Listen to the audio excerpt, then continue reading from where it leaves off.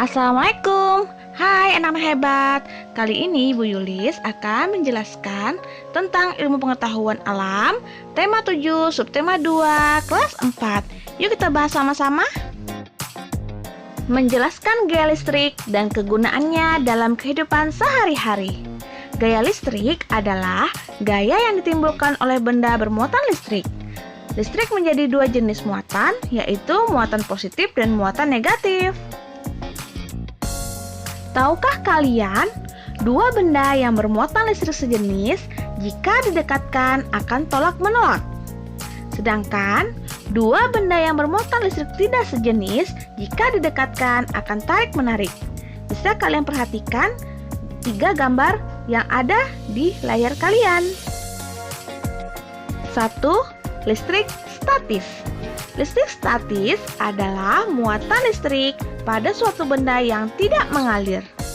Hal ini dikarenakan muatan negatif tidak bergerak dalam benda tersebut.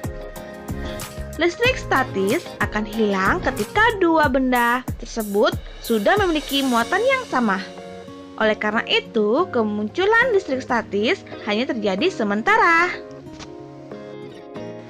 Berikut ini beberapa contoh listrik statis dalam kehidupan sehari-hari. Yang pertama, potongan kertas yang tertarik penggaris ketika penggaris digosokkan ke rambut. Yang kedua, helai rambut tertarik balon setelah balon digosokkan ke kain. Yang ketiga, fenomena petir yang terjadi ketika langit mendung. 2. Listrik dinamis. Listrik dinamis adalah muatan listrik yang dapat bergerak. Energi listrik bergerak dari kutub positif menuju kutub negatif. Contohnya, baterai yang ada pada rangkaian listrik. Baterai memiliki dua kutub, yaitu kutub positif dan kutub negatif. Jika kutub positif dan kutub negatif dihubungkan dengan kabel, maka akan terjadi aliran listrik dinamis. Aliran listrik dinamis juga ada pada rangkaian listrik di rumah. Aliran listrik dapat dihentikan jika penghubung antar kutub diputus menggunakan saklar. Menjelaskan perubahan bentuk energi listrik. Arus listrik mengalir dari kutub positif ke kutub negatif. Jika arus listrik bergerak melalui peralatan listrik, peralatan tersebut akan berfungsi. Energi listrik akan diubah menjadi energi lain sesuai dengan kegunaan peralatan listrik. Nah, berikut ini beberapa perubahan energi listrik pada peralatan listrik. Yang pertama, energi listrik menjadi energi gerak. Contohnya, blender. Cara kerjanya, energi listrik mengalir dan melewati blender.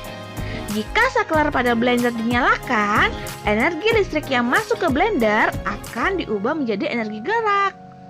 Alat penghalus dalam blender akan bergerak menghaluskan bahan-bahan makanan. Kedua, energi listrik menjadi energi bunyi. Contohnya, bel listrik. Cara kerjanya, energi listrik mengalir dan melewati bel listrik. Jika kabel bel listrik dihubungkan ke sumber listrik, maka energi listrik akan masuk ke bel listrik dan diubah menjadi energi bunyi. Ting tong. 3. Energi listrik menjadi energi cahaya. Contohnya, lampu. Nah, cara kerjanya, energi listrik mengalir dan melewati lampu.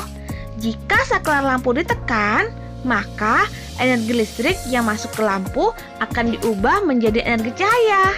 Lampu akan menerangi ruangan. Keempat, energi listrik menjadi energi panas. Contohnya, pemanggang roti.